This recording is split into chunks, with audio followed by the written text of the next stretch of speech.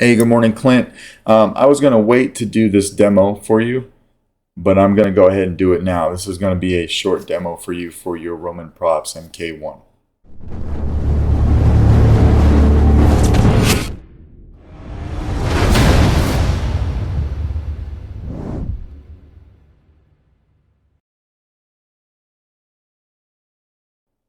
I'm going to keep this video private so only you can see it or the people that you share the link with until the board actually drops, and I'll come back through and I'll make the video public like I typically do.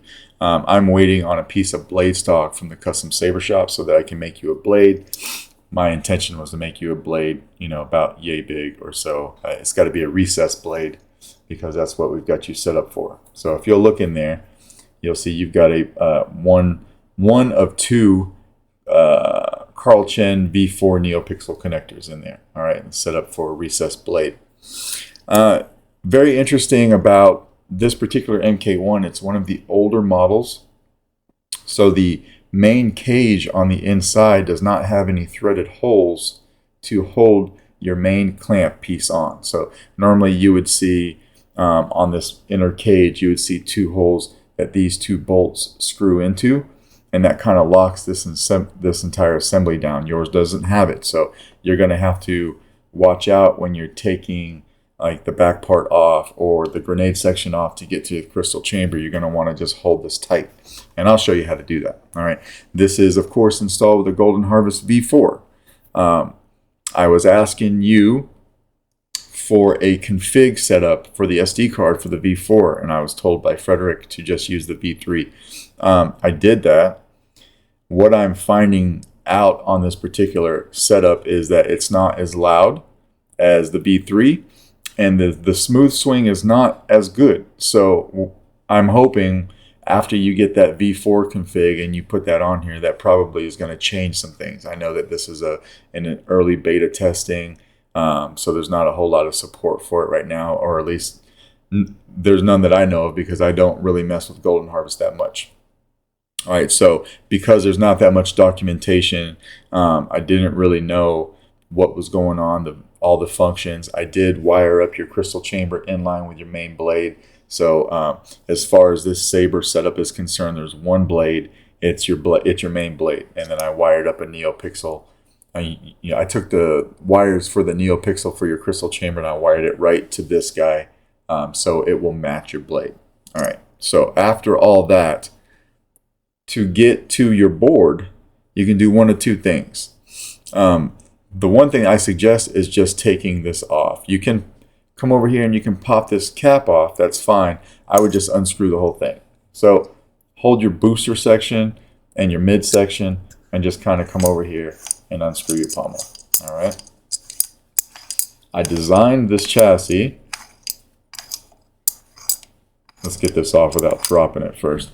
I designed this chassis to where you could take off your pommel and you can have access to everything right here.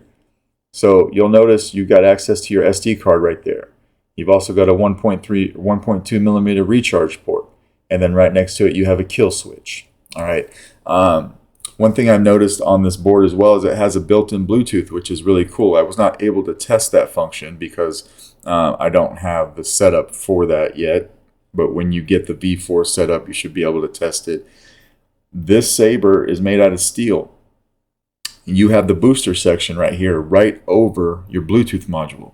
So you may or may not have good luck lighting up this saber with Bluetooth, because I'm not sure if this chunk of steel right here is going to block your signal. If that's the case, you can come over here, grab your mid section and your grenade section, and you can carefully unscrew this booster. All right, so we'll take that off. And then that exposes your full chassis. So I just wanted to show it to you anyway. Try to make it to where there's no wires. We're good to go, right? There's your board up top here. So there's your Bluetooth module and your antenna for that in the back. Everything is nice and tidy. The board is glued down to the shelf though, but the only thing you needed access to was your SD card. So I made sure everything you needed to get to, you could get to. All right, so we'll go ahead and screw this booster section back on. Just be aware of that for Bluetooth. If you happen to If you happen to try Bluetooth and it's not working, take the booster section off and try it again. All right, so we're gonna, whoops. Let's go ahead, and before I flip this on, let's talk about your clamp area. This is a 2-button setup. So towards the front of the Saber, or right here, that's your power. And then over here to the back, that's your auxiliary. If you look at it from the side here, you can see where I have my switch mechanism here. That little 3D printed piece is what's holding my switches. All right, there's one. You can see them each right there and there. This is a little bit loose, which is pretty typical of these builds. If you have this bubble card too tight, you're going to press down on the switches. It's not going to work. If you have it too loose, it's going to fall out. There's a fine line there. This thing is, it's not for dueling. All right, it's a shelf queen, but you will want to pay attention to the bubble strip because it's loose enough to where you can activate the switches, but it's just not hella tight in there, if that makes sense. All right, and then so that you could not see the switches, something I typically do on these setups is I take an aluminum can, it could be a beer or a soda, whatever. I cut a piece of that aluminum, I put it right underneath the bubble strip so that you can't see the switches, you just have a reflective material. All right, so let's go ahead and turn this on. Only when the eyes are closed can you truly see the way. I got a Obiwan font on here. We'll go ahead and screw the pommel down. We're going to hold on. We're going to take this midsection because you don't have any way to lock this down. We want to really squeeze down on this guy right here so it doesn't move while we unscrew the grenade. All right, we'll unscrew that. You had asked for just a simple install on this. This was something I wanted to do for you because you spent so much time with me teaching me how to use my lathe and threading. You just wanted a simple install. I wanted to go a little bit above and beyond for you, so I hope you like what I did here. This is a custom machined crystal chamber for this guy. So outside is aluminum. I made the inside piece brass. Of course, I weathered everything. That's a real quartz crystal in there. I went through and tried to put some greeblies on here to make it look nice. This is my first attempt at something like this, so I thought it was only fitting that it belonged to you. All right, so that's what you've got right there. You've got your second set of Carl Chen Neopixel connectors right here. All right. Now, if we put this off to the side, we come over here and we take this off. By the way, I did glue down your wind vane because it was loose. That's something I typically do on these builds because it can be a real pain. I know it's accurate, but it just keeps wiggling around. So I put a little bit of glue on the threads, locked it down. You won't have that problem anymore. All right. You'll never have to do this, but just in case you do want to, you can take these apart, obviously. This is your blade side PCB in its own 3D printed piece. All right, so you just keep that locked in like that. You should be good to go. If we come over here and hit power, so you've got light up action here. You've got a lit up crystal chamber, auxiliary,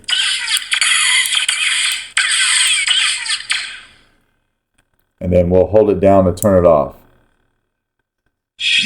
Now, like I said, I'm not very well versed in Golden Harvest. If I had to think, I'd probably have done a total of 6, maybe.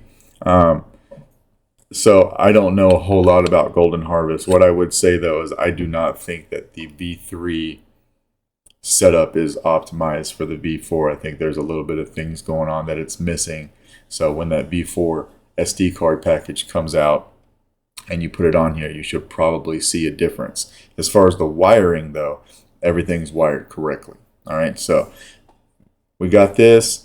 I made this a nice little slip fit down right into the grenade section. You shouldn't have any problem.